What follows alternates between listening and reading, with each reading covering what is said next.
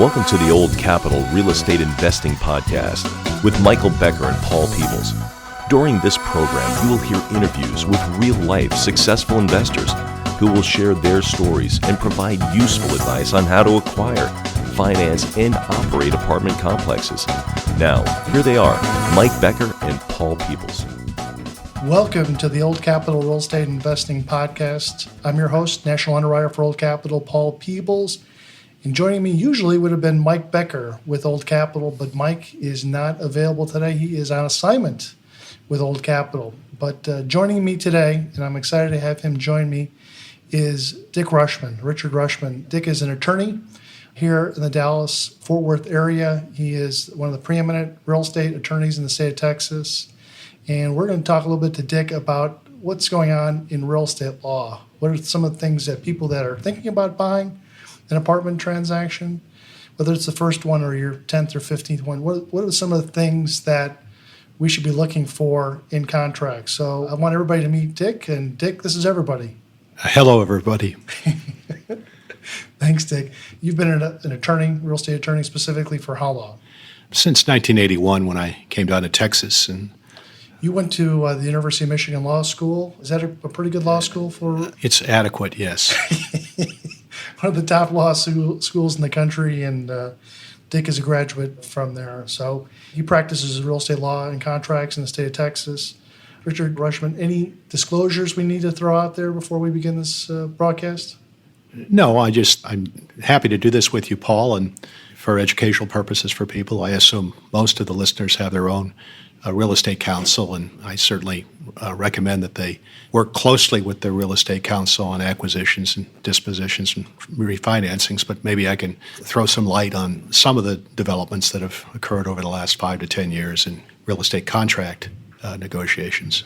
So let's kind of talk a little bit about real estate contracts. I mean, you tell me, maybe this is a loaded question, why is it important to have a real estate attorney represent you in a commercial transaction? Well, if it's an improved property, one of the important things is to make sure that you're getting adequate disclosures from the seller of rents, tenants, service contracts, casualty losses at the property. And the things you're concerned about may change from locale to locale. So I think it's important to have real estate counsel that is familiar with the geographic area where you're purchasing your property. So I'm not saying that contracts are dramatically different in Houston than they are in Dallas, but I would say that the contracts are significantly different in Dallas than they are in Chicago. So that's one reason to have counsel is someone who's familiar with the locale where you're purchasing and any specific issues in that locale. And you've gone through, not just hundreds, but thousands of contracts, and you are usually brought in on the front of the transaction by your client. What are some of the things that when you do your analysis of the contract itself, what are some of the things that you're looking at inside the contract itself that could be some gotchas? Right. Yeah, I'm assuming we're talking about buyer representation here as opposed to seller representation. Correct. So if I'm a buyer, nowadays, let's take Dallas-Fort Worth for an example. Most of the time, if I'm a buyer, the form of the contract is being dictated by the seller because it's such a hot market, and the sellers have a lot of power right now in the dynamics of the market. So I'm looking at a contract that I didn't draft. If I'm looking at a form contract, and in Dallas-Fort Worth and most of the state of Texas, it's not uncommon to see a printed form contract presented by the seller, and it's typically a form, one of two forms, the Texas Association of Realtors or the North Texas Commercial Association of Realtors. And so if I get a form from the seller, one of those two forms, they're not perfect, but the number of contentious issues in those forms is dramatically limited. So I could tell my client that, if you get the form contract, the problems we're going to have are going to be on the 3 or 4 page addendum appended to the form. On the other hand, I would say about maybe 70% of the time, I don't get a standardized form promulgated by one of these realtor associations. And they're pretty good forms in Texas. Some other states if they have a state realtor board, the forms are not as well drafted and there's more problems with them. But in Texas, they're pretty good forms. But if I get a non-form contract from the seller, there are several areas that have become increasingly problematic over the last 10 years. One area that's problematic is the scope of the representations and warranties made by the seller in the contract. They're getting narrower and narrower and more ephemeral as the years go by. And again, so that's a concern. What does that mean, the scope of representation? Well, you really want the seller to warrant that he owns the real estate. Most of them are still doing that. But the limitations that have started coming in, and they really started coming in the late 1980s when the Resolution Trust Corporation was the only seller of apartments for about 7 or 8 years following foreclosures in the state of Texas, because we lost 90% of our financial institutions between 1986 and 1995. And the Resolution Trust Corporation, in their form contract coming out of D.C., which was non-negotiable, and these were all auction sales usually, said that the seller, which was a federal governmental entity, was not responsible for any negligence or intentionally wrongful conduct, including any misrepresentations made in the contract of sale. Wow. Now, things are not so bad today with private sellers or even REO property, but one common thing that has occurred starting about 10 years ago is the seller saying, well, I'm only going to represent the truth of the rent roll, the truth and accuracy of the rent roll, or the truth and accuracy of the operating statements, or my list of service contracts that are in place. I'm only going to represent the truth and completeness of those to the extent of the personal knowledge of John Doe, one of my employees, or John Doe, one of the employees of my on-site property management company. So if you're a buyer or a buyer's attorney, I have no idea who John Doe is or what the scope of his knowledge is, or how long he's been, if he is running this property from the on-site management office, how long he's been there. And so it's very problematic because you've got a seller saying, you know, if there was something done with this property that was done by someone other than John Doe, the seller's not responsible, and you can't sue us post-closing. And I find that problematic, but I have clients that accept that language in Dallas-Fort Worth the last couple of years because the market's so hot and it's difficult acquiring properties, desirable properties in this market. So that's a concern I would have as a buyer, and it's quite common nowadays. Give me some other gotchas that you see in these either promulgated Texas forms. There are flaws. There's one substantive flaw in both the North Texas Commercial Association of Realtors contract and the Texas Association of Realtors contract, although I think the North Texas Commercial Association of Realtors may have corrected this after talking to me, but I know the Texas Association of Realtors form still has a problem, and that is in the casualty insurance section. It's fairly rare to have a fire between the time you sign the contract, the time you close, but they do happen, and you do have hailstorms in North Texas certain times of the year, and they're fairly common. And the promulgated forms in Texas and a lot of other states say that casualty insurance policies, the seller has the option of assigning at closing his insurance claim and his casualty insurance policy to the buyer in lieu of making the repairs caused by the fire that occurred and trashed a couple of apartment units 2 weeks before closing, or the hailstorm that occurred 3 weeks before closing. And in Texas, and only about 5 other states in the United States, the courts have held that assignment of insurance claim is legally invalid. And the Texas courts have further held that, well, the seller has divested himself by assigning this insurance claim, has divested himself of ownership of the claim.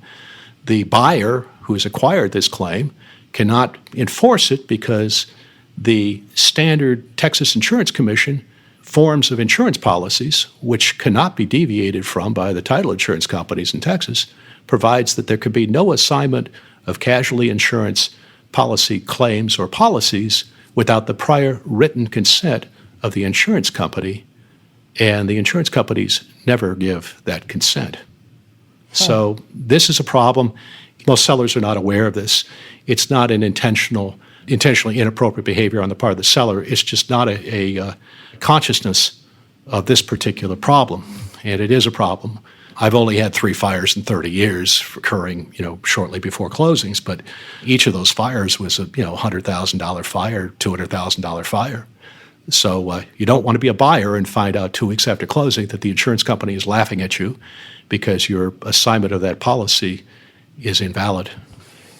So that's some of the fine print that is in some of these contracts, and that's why you need somebody like Dick or somebody that knows these contracts inside and out just to kind of help you and guide you to not make a large buying decision without having the best representation possible. Another thing is let's kind of talk about entities and the structure of entities and ownership that is held in entities. It's uncommon. Are you still seeing some people taking their properties in the name of as an individual? I do, but they typically aren't represented by attorneys when they do so. So I have several clients right now that own apartment complexes in Texas.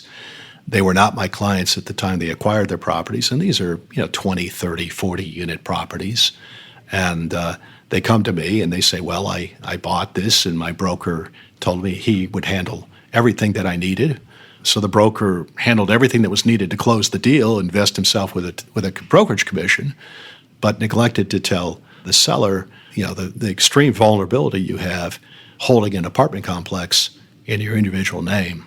So 95% of the people that come to me nowadays, the buyers are savvy enough to understand that they really need to choose an entity to acquire the property.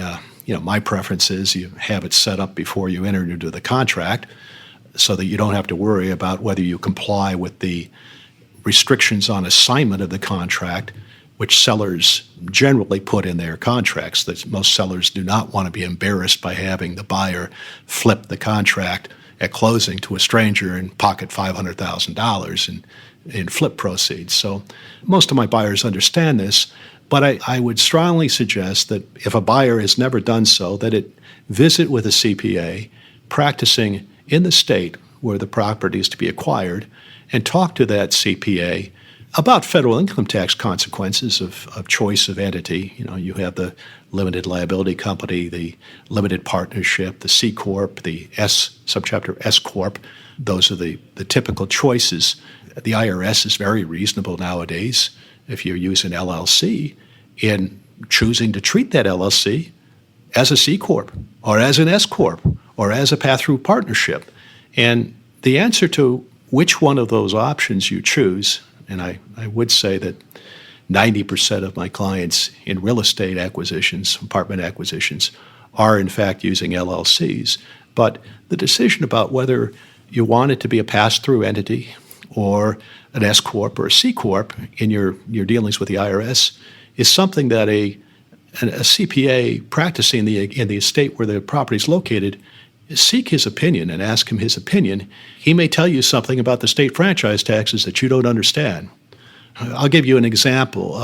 The Wyoming Supreme Court in 2014 issued a ruling in Wyoming, and Wyoming's generally a pretty pro-business state. And the Supreme Court said, well, if you have a single-member LLC that you have told the IRS that you want it to be treated as a disregarded entity or a pass-through entity, we're deciding that that entity is to be disregarded when you get sued for an injury at the property or breach of contract that you have with electrical service agreement or something, so that LLC is to be disregarded by plaintiffs' trial lawyers when they sue you. So you learn things like this, and you often learn them only by talking to a CPA or a real estate attorney. My preference is you talk to the CPA because he can tell you the tax concerns as well in that state, and have that conversation before you buy your first asset in any one particular state.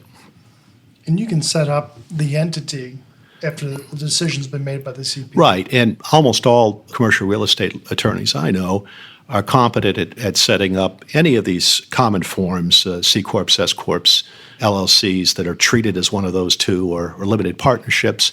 Subchapter S corporations and C corporations can be, S corporations in particular, can be tricky sometimes because of the restrictions on number of shareholders or restrictions on one class of stock.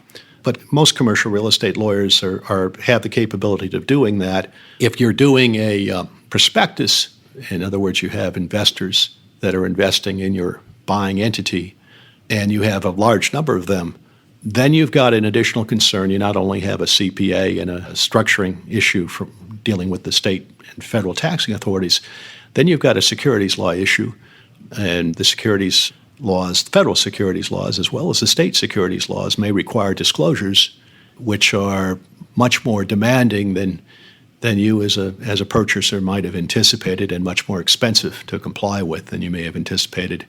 And I don't practice securities law, and when I have buyers that have an LLC, for example, where 15 or 20 or 30 members who've all contributed cash to that LLC, they hire a separate securities firm. Sometimes it's a Texas firm, sometimes California firm, to put together a prospectus to comply with the securities law in terms of disclosures. Let's talk a little bit about title insurance. What are some of the things that, as a buyer, I should be knowledgeable about with title insurance? What are some gotchas in title insurance? Yeah, the first thing I would say is with respect to the type of insurance policy you get, we should remember that Texas is one of the very few states, I think there's only Texas and Louisiana now, that are not using the American Land Title Association promulgated forms of owners and lenders' insurance policies. And the Texas form of insurance, which is a promulgated form issued by the Texas Insurance Commissioner, deviates to some degree from the policies that you would get in any other state in the United States other than Louisiana.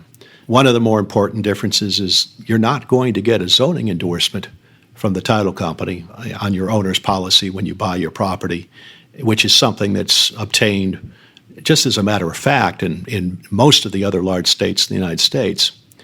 And zoning's a big deal. If you don't have title insurance protection, you have to handle that in a different way. I think the different way is you better have a human being stop by the office of the city in which the property is located and have a conversation with a building code official or zoning code official, and preferably get a zoning letter from that municipality before you go hard on your earnest money. And I don't know that that's something that I would trust with my property management company to do. I mean, it's just a very important thing to do. Just because you don't have the correct current zoning according to the zoning map of the city doesn't mean that you have an illegally operating property. But what happens in Dallas and happens all over the country is that if you're buying a property that's 10 or 15 or 20 or 30 years old, it may not have the same zoning classification that it received when it was first built. The area in which the property is located may not even be zoned multifamily today. But it's not illegal. It's just operating as a grandfathered property or a, quote, non-conforming use property. But then that leads you to another question, which is, what does the city building code and zoning code talk about cessation of use of your multifamily property? What events would give rise to the end of your enjoyment of that property as a multifamily property? And Texas is a very dangerous state with respect to that. Certain cities, including Dallas, have provisions in their zoning code that say that let's say you buy a 20-year-old apartment complex, and 5 years ago the city rezoned the geographic area in which that apartment complex is located to something other than multifamily. Maybe commercial or retail or single family or something. The city of Dallas has a provision that says that the city of Dallas Board of Adjustment can terminate your non-conforming use and not pay you a penny unless you were the owner of the property at the time that the property was rezoned, in which case the city is gracious enough to say that you can recoup your purchase price before they force you to shut your doors and kick out all your tenants and convert it to a warehouse. So there's not a lot of cities that have that specific provision. Most cities in Texas, like most cities in the rest of the country, basically say that you can keep on running your apartment complex until a certain percentage of your property is damaged or destroyed or otherwise not operated as an apartment, usually the percentage is 50%. And at that point in time, the city zoning codes often say, once you have that degree of damage or destruction, you lose your nonconforming use, and you may have to convert it to the currently permitted zoning use. And you can buy insurance, law and ordinance insurance, from your casualty insurance company that will protect you to some degree against that risk. But be careful with your zoning, because in Texas, you're not going to get a title insurance company that will give you any comfort on a zoning endorsement.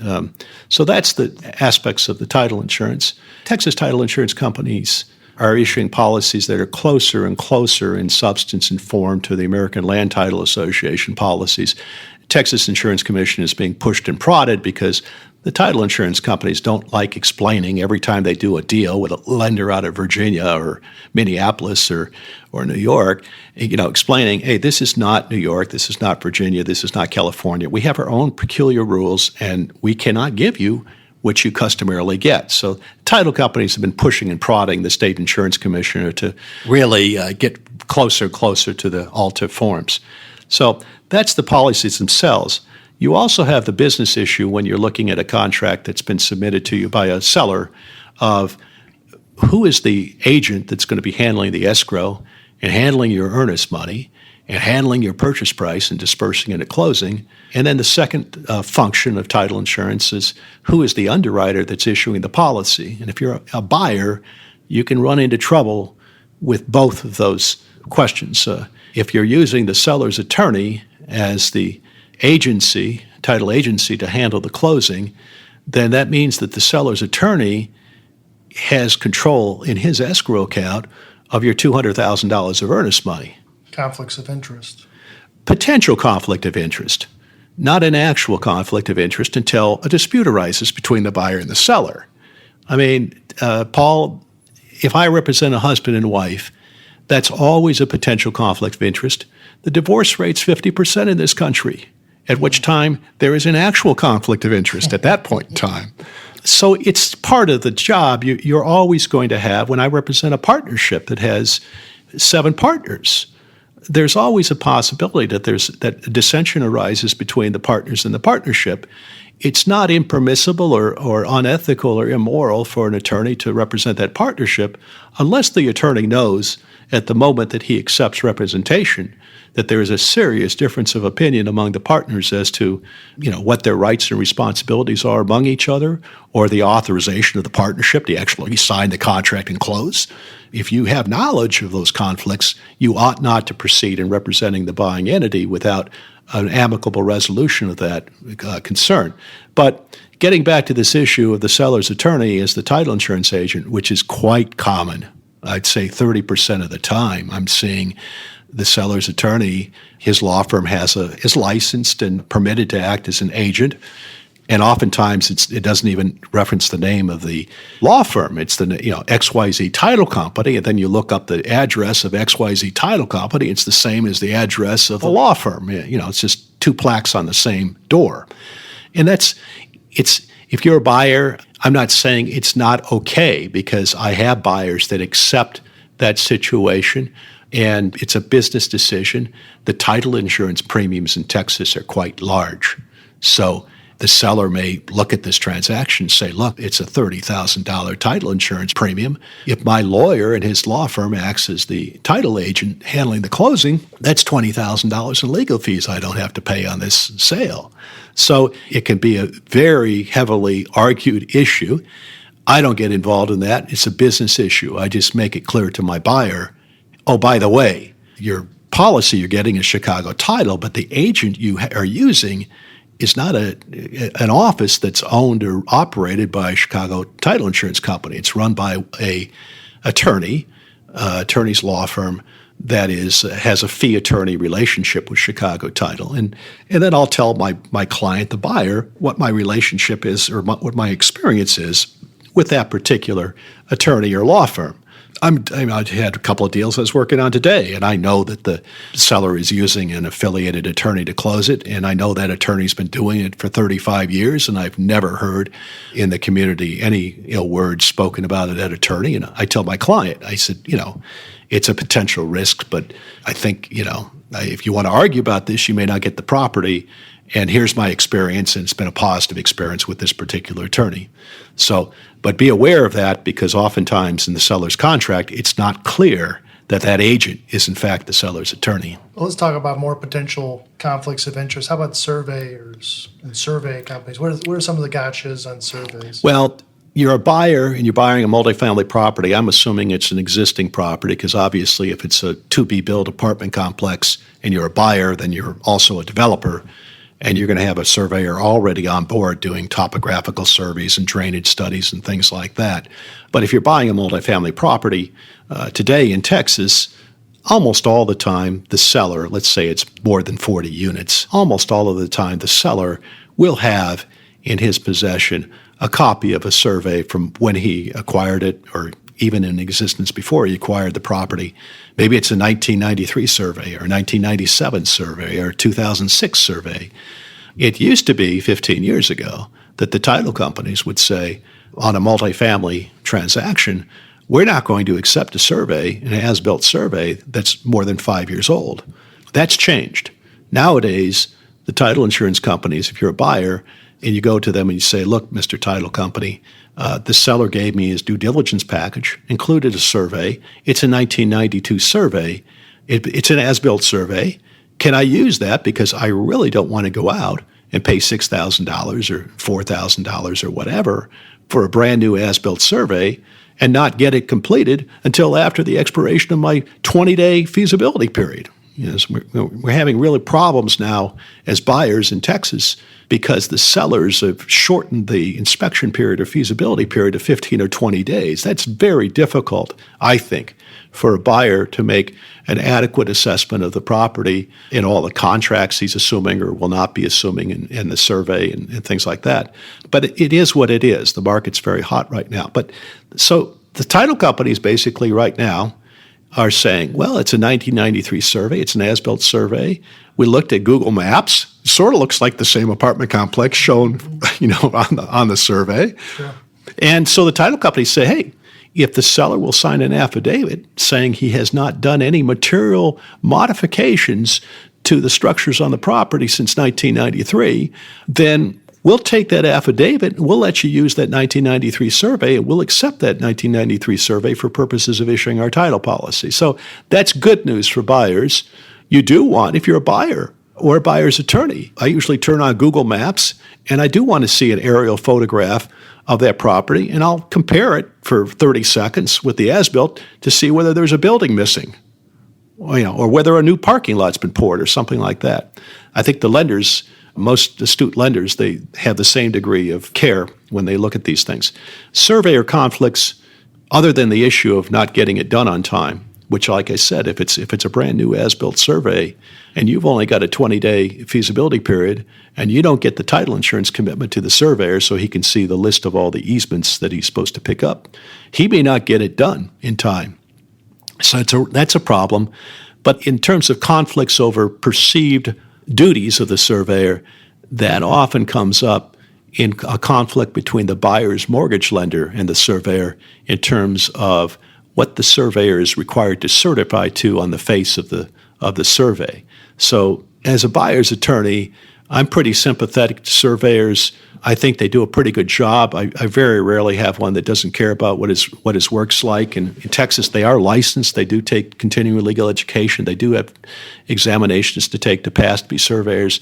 The quality of the measuring instruments is extraordinarily good today. It's pretty cheap to get a topographical survey today, and it was not pretty cheap to get a topographical survey 15 years ago with the equipment they were using then. But sometimes, the last time I really had a problem with a lender, a buyer's mortgage lender, potentially blowing a deal because it was making an unreasonable request to the surveyor was Fannie Mae. 7 or 8 years ago, Fannie Mae was insisting that the surveyors locate the actual location of the pipelines within the easement area granted pursuant to the recorded easement instrument. So you're talking, the surveyor is not a psychic, and he'd want to use mine detector or metal detector instruments to find out whether that metal pipe is 4 or 6 or 8 feet deep in the soil at a particular place, especially when that pipeline may have been laid back in 1943 by an oil and gas company that no longer exists.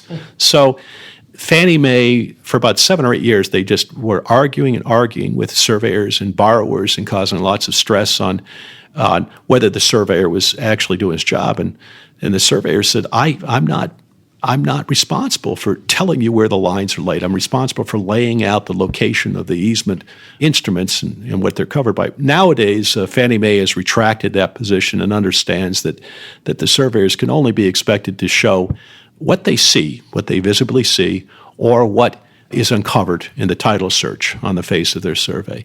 I will say this. I think the use by lenders of surveyors to give zoning representations, which lenders do, they want the surveyor to state what the current zoning is, or whether the parking compliance issue has been complied with by the property. Those types of things they're not appropriate requests of the lender. They can jeopardize loans. The reason why is because oftentimes if it's an older property, 15, 20 years old, the parking requirements, the access requirements, the setback lines have been changed in the building and zoning codes. So the current code was not in place when the guy built the property. The guy that built the property was in full conformance, and as long as the non-conforming use of the property is permitted by the city code, it's irrelevant. So Paul and I have both seen lenders hit the ceiling seeing, oh my God, there's the parking lot for this property has 72 less spaces than are required under the code, or 12 less handicap spots in the right place than required under the code. I can't fund this loan. Well, that's not the applicable requirement. The lender decided to have the surveyor act as a de facto real estate lawyer and make a certification on the face of the survey, which is misleading because the surveyor has no knowledge of what the code was 27 years ago when the property was built. Let's talk a little bit about utility contracts. And one of the things that people say at the end of the world, if there's a big nuclear bomb that goes off, God forbid, the only thing that's left is the roaches on properties. But that's truly not the case. It's not the roaches that are left after a nuclear holocaust. It is the utility contracts that you have on your washer and dryer. Dryer properties. That seems to go with everybody who buys a property, that they have a laundry contract with company. Those kind of get passed through from one seller to one buyer. It goes with the property itself. Talk a little bit about some of these gotchas on utility contracts and also laundry contracts.